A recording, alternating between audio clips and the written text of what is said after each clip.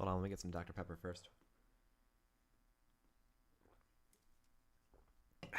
Last night, Georgia Tech took down Purdue, and now they share borders with 16 different teams in this map. That is 1/4 of the remaining teams in Imperialism. That's right.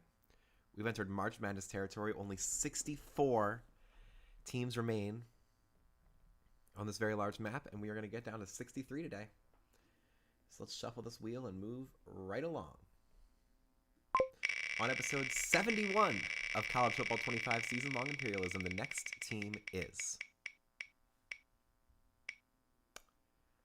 It's Hawaii again.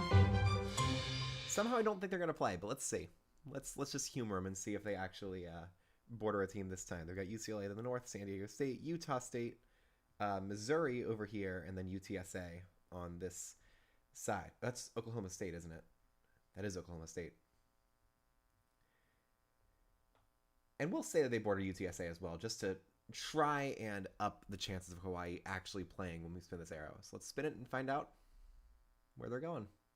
And they're going straight into the ocean. So Hawaii will not play for a third time after being landed on by the arrow. The arrow really wants to get rid of them, but Hawaii is persistent, and they will not say die. So we shuffle again, and we go again. On episode 71 of College Football 25 Season-Long Imperialism, the next team is... It's LSU at the buzzer. That was almost Notre Dame. And we're pretty sure of who LSU is going to play here. I mean, they might go into the ocean as well, but they've got a massive, massive border with the Ragin Cajuns of Louisiana, one of the surprise teams this tournament. And it's really just them, Alabama, and South Alabama. So let's spin this arrow and see where LSU goes. That's going to be Northwest. And that is the matchup that was inevitable from the start. It's LSU against Louisiana for the right to be the last team remaining from this beautiful Cajun state in the Deep South. So let's set it up. Louisiana playing for the third time this week. And quite possibly the last, depending on how they do in this one. They're an 82 overall, but LSU is quite a bit better, a 92 overall. So let's set these uniforms. The Tigers are wearing their road look, purple and gold. Not going to do anything about that. And we've got this all-red look from Louisiana. That's a nice look for this battle. Sunbelt against SEC. Let's see how this one goes. Or are they from Conference USA? I forget. Here we go, noon. Let's kick it off.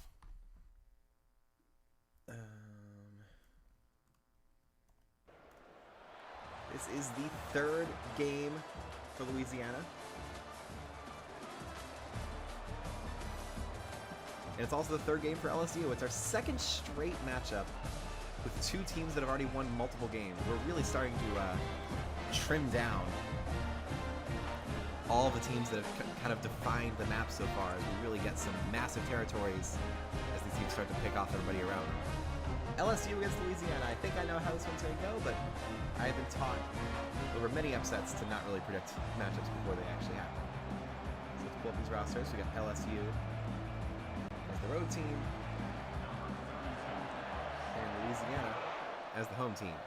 Ragin Cajuns will receive this kick. They'll take it to the 5, 10 to the 15. Tries to juke outside, and he's taken out the 17-yard line. It's an interesting uniform matchup, to say the least. Purple versus red. Two colors that, you know, when you look at it, are on opposite sides of the wheel, but really are very similar to each other. Let's look at how it looks here. I mean, the red versus the yellow helmets make it pretty easy to tell the difference. Add this roster page. Wooldridge hands it off, and that is a massive tackle on Zillin Perry. It's Savion Jones, the LSU defender, making the emphatic tackle for loss on the opening play. LSU's had two blowouts in their two different wins. Louisiana was able to upset Mississippi State and then shut out Louisiana Tech in their opener in a really embarrassing loss to watch. Wooldridge throws to the right. That's going to be caught on the sideline for 4 yards. I forget who caught that because I didn't quite see it. But it'll bring up 3rd and 9. LSU with an early opportunity to kind of get break point and roll down the field to take early control. ranked number 9 in this game. I think they would be... No, they're lower because they lost last week against somebody. I forgot who they lost to in real life. Wooldridge on 3rd and 9. Launches deep. Does he have somebody there? Yes, he does. What an incredible chase down catch by Harvey Broussard, the deep ball target for Louisiana. That did not look like it was going to be completed. I'm going to be fully honest. He just uncorked that thing. Defender had him beat the entire way, but somehow Broussard was able to get under it, avoid the defender, and secure the catch. Louisiana's in business, shockingly here. And it's 1st and 10 from the 43.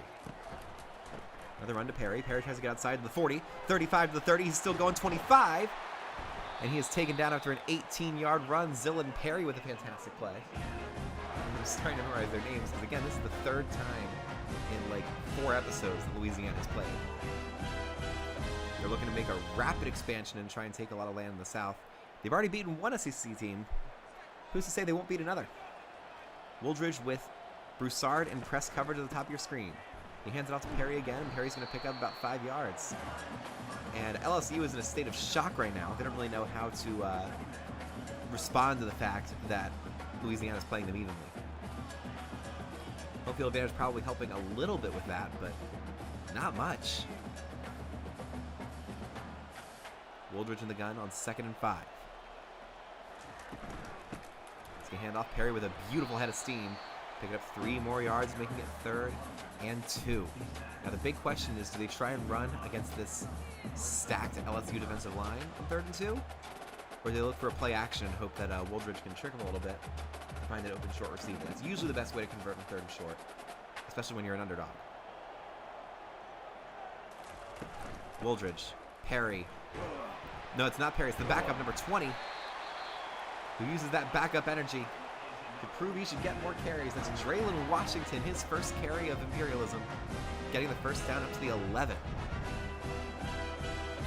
That is a huge shoulder-lowering stiff arm there by Washington to secure the first down for the Ragin Cajuns. Now it's 1st and 10 from the 11.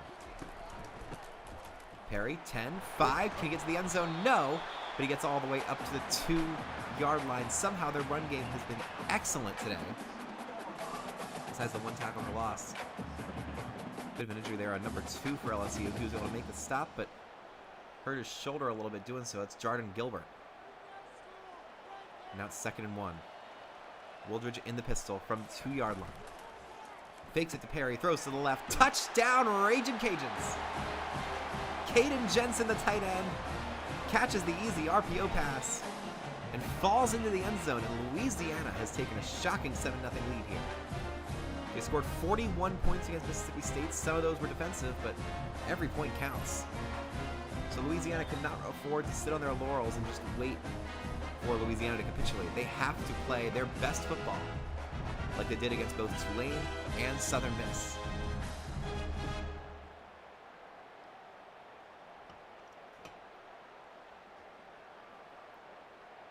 So here comes the extra point for Louisiana. It's going to be Kenneth Almendares with the chance at the extra point. Takes the snap and sends it through. He is the only kicker this year to miss an extra point in Imperialism. It was blocked, but it still counts. If he converts that, 7-0 Louisiana, and we'll see how Garrett Nussmeier and the LSU offense can respond here. I believe Kyron Lacey's gotten some ratings boosts since the last time we played this, and we'll see how strong he looks when he comes out on this opening drive. So here comes Garrett Nussmeier. Here comes LSU. Will Campbell's a very good left tackle for this team. Emory Jones is also very talented at right tackle. So they should be able to run outside all they want. Nussmeier throws short to Kyron Lacey. They're getting him involved from the jump as they try to use their talent advantage to secure another victory here. 3:15 to go in the first quarter. Louisiana up by 7.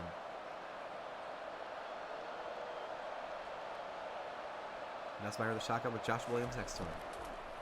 That's not Josh Williams, that's Caleb Jackson, the sophomore who's able to power through the offensive line and pick up the first down all the way to the 30.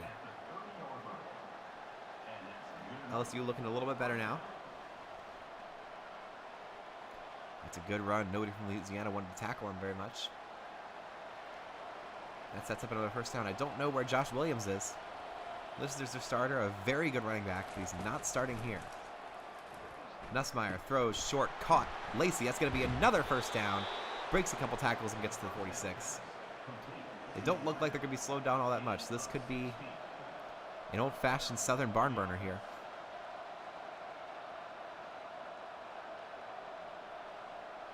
It's a fun look at, like, old American history and government, which I'll explain in a second. Nussmeier in the shotgun sends everyone in motion. Brings Mason Taylor, his tight end, across the formation to the slot. Hands it off to Jackson again. And this time Jackson will be taken down for a 4-yard gain. Yeah, barn burner comes from the fact that, like, in the U.S., a lot of farmers, when they look to, like, replace their barn, wouldn't want to have to dismantle the entire thing just to get the very valuable nails that kept the barns together. So they would just light the entire barn on fire and then gather all the nails afterwards. But the government didn't like that, so they created a law against it. He tossed outside number 4. He makes the catch and gets the first down. That is C.J. Daniels, the graduate transfer, making that catch and flying through to the 44-yard line. LSU is in business. Their vaunted marching band did not make the trip. I can't hear anything, or they're just not playing the first down bumpers, and they will play once they score a touchdown. I don't know. 1st and 10 for LSU. Nussmeier does hand it off. It's going to be Jackson again, powering up for 2 yards, making it 2nd and 8. Got a minute to go here in the first quarter. Nussmeier steps up in the shotgun. He's got 2 receivers to his left, 1 to his right. Caleb Jackson's still in the game. We have no sign of Josh Williams. He's going to throw to the left to be caught by Kyron Lacey. And I'm going to try and, like, take a look at that depth chart real quick to see what's going on with that.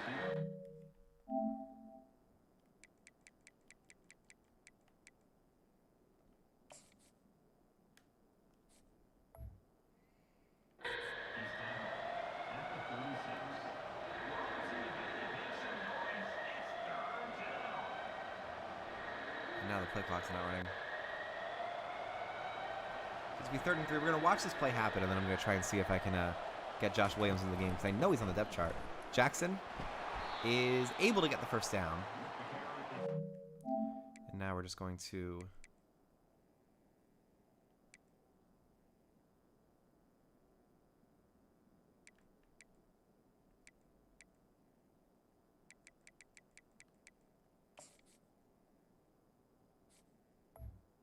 Huh.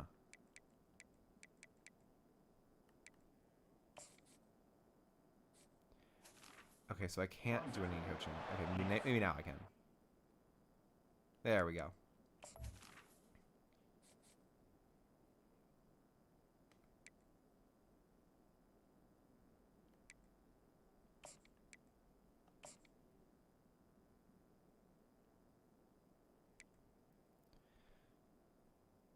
Very weird. They're going with RB3 this entire drive. I don't really understand why.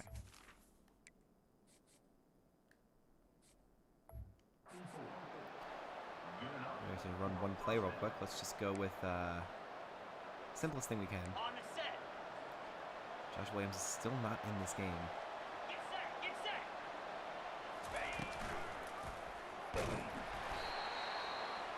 Just making a nothing play. And that is the end of the first quarter. And we're going to sim right on to the second quarter. Josh Williams is back in the game now. I fixed it. Not sure what was going on there. Nussmeier waits, picks up a blocker, drops back, running, and is sacked. Lost the ball, but they're going to call that a down sack there. It's 3rd and 25. LSU is in big, big trouble now. Jordan Lawson flying through, getting past the very large offensive lineman and taking down Garrett Nussmeier to make it 3rd and 25. And now, Louisiana with a chance to force a punt and get the ball back up 7. We could be watching a shocking upset here. Nussmeier has to go deep.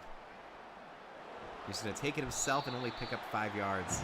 And that is going to be a punt for LSU. They are frustrated. They only had the ball once in the first quarter, couldn't do anything with it. Louisiana had a long drive, and they're about to get it back with another chance to score. Here comes the punch from LSU. It's going to be Peyton Todd sending it into the air. Flies high and goes out of bounds at the 20-yard line. Not the best kick. Here come the Ragin Cajuns. Wooldridge gives it off. It's a 5-yard pickup for Zellen Perry. It's going to be 2nd and 5. They scored a touchdown on their last drive. They're going to try and match that result right here.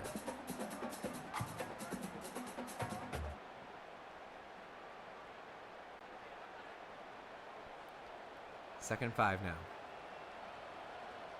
Wooldridge in the shotgun. It's another run to Perry, but he play fakes it. Throws deep, caught by number 4.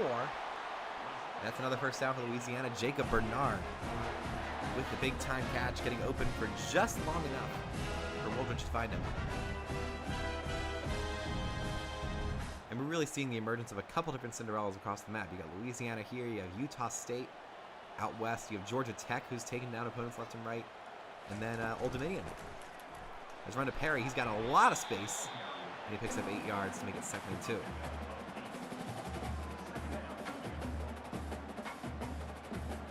I don't know how LSU is going to be able to make this stop, because if their defense can't do anything right now, who's to say they will ever start being able to do something? Wooldridge in the shotgun. Throws a quick screen. It's going to be caught by Bernard. And he gets another first down across midfield. Louisiana is in business once again.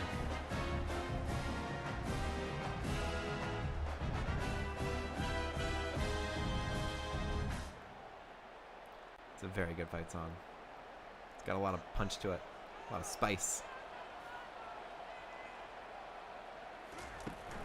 Wooldridge fakes to Perry, wants to go deep, rolls out, tries to avoid the sack, and he stiff arms a man and keeps going for 7 yards. Drunken master crazy scrambling by Ben Wooldridge there. Picking up a 7-yard gain and giving Louisiana a much, much easier second down here. 96 tried to get there for the stop, but he was stiff-armed away.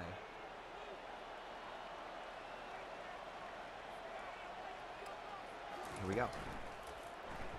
Fake to Perry. Wooldridge with a wide-open run to the 35 to the 30. And he's dropped to the 29-yard line. A fantastic run, putting Louisiana in field goal range with a chance to take a multiple-score lead against the highly favored LSU Tigers. So we're 1st and 10 from the 29 for this Sun Belt team. Sun Belt has been the best group of 5 conference by far. Play action to Perry. Wooldridge is sacked. Braden Swinson is able to track down Ben Wooldridge and take him down for a loss of 5. LSU's defense finally deciding to show up and make some impact plays. And they're going to need much more where that came from if they hope to get back into this ballgame.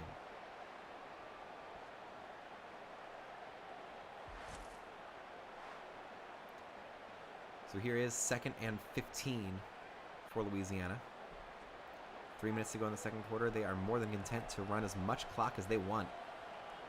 They send Perry in motion. Short throw is going to be dropped by Caden Jensen. Tried to come down with it, but he could not corral it after the hit from the LSU defender. So we 3rd and 15 from the 34. Whatever you do, Ben Wooldridge, do not take a sack. You have to keep your team close to field goal range. Wooldridge points out some blitzers, drops back. Under pressure, throws short, caught by Broussard, but Broussard will not get the first down. He does get them closer to a field goal range at the 25-yard line. So it's going to be a 42-yard kick for Louisiana to make this a 10-0 ball game. It'll be LSU's turn to run the 2-minute drill to see if they can make it 10-7. Here's the kick from Almendares. Snap, hold, kick on the way is good.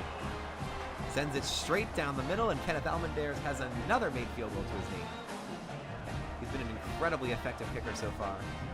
It's his 5th made field goal of Imperialism.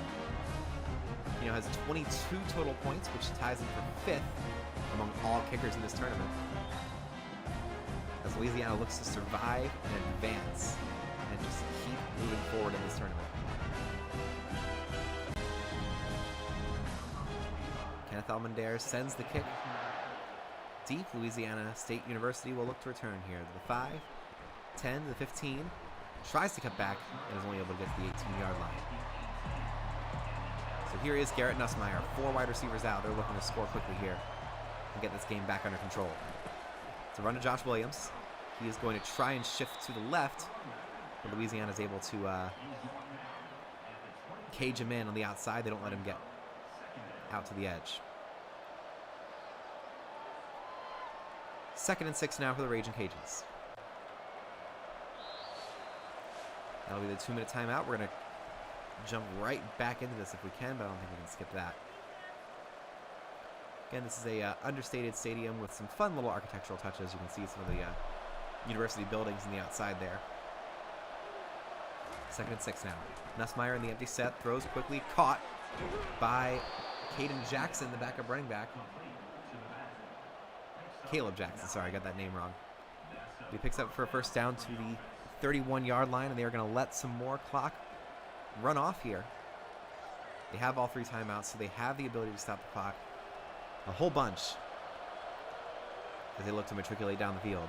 1:45 to play. Nussmeier in the empty set once again. He's looking short, but he throws it deep, and it's going to be caught by number 1. That's Aaron Anderson with the catch. Picking up a large gain. LSU has crossed midfield.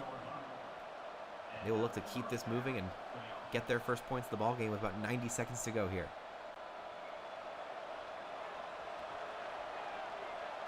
Everybody lines up. Nussmeier runs him to pseudo no huddle. He's got Mason Taylor next to him as an improv running back. They fake the handoff to him. He throws deep. It's going to be intercepted. Take it all the way back by number 11 to the 20 to the 10. Touchdown, Louisiana. Dalen Camber jumps the route outside and ends this ball game. Shocking.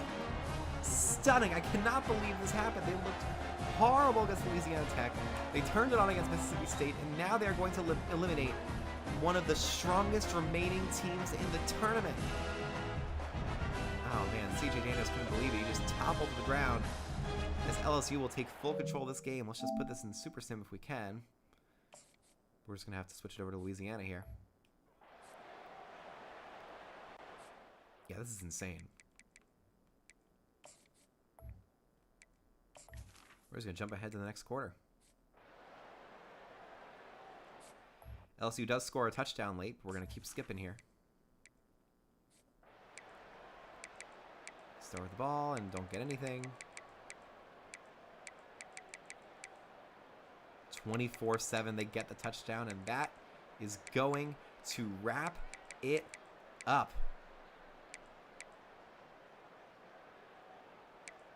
We'll see if LSU can get anything out of this drive.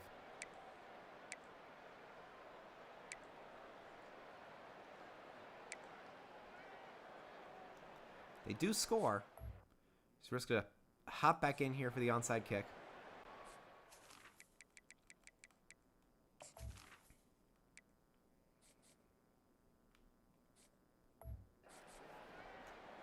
Just have to block this extra point first. LSU is going to have one chance to get back into this ballgame as soon as we play through this extra point. And there it goes. 24-21 is your score. Might be too little too late because this onside kick is going to end LSU's run at Imperialism. It's picked up by the Ragin Cajuns, and they have secured one of the most shocking upsets of this tournament. Here is the quarterback kneel down. LSU will not take a timeout, and that will do it. LSU is done. Louisiana moves on. They'll take one of the largest territories in the South and stake their claim, saying if we can beat LSU, we can beat anyone out there. So if you land on us, don't breathe a sigh of relief. This is your death now. We are your ending. Accept it. Yeah, this is insane. They're probably rushing the field right now. Camera isn't really showing it. Louisiana players absolutely loving this. They somehow got to Super Sim by scoring 17 unanswered points against LSU. So we are going to go to the map.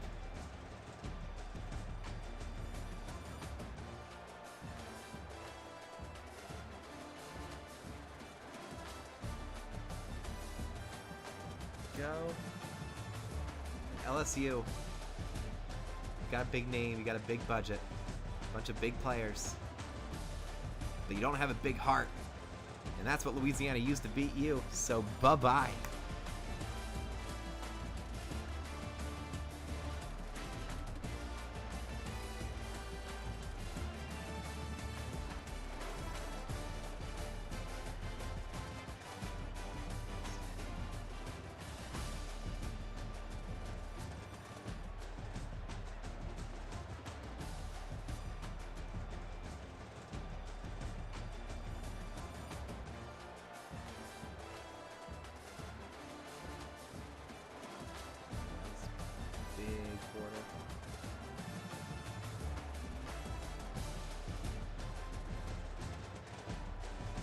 Go.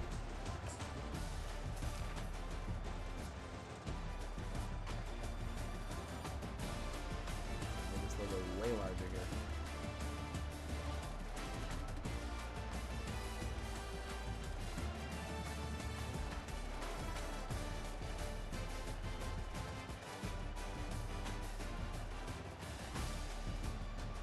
And there it is. Louisiana now controls the entire state as well as most of Mississippi.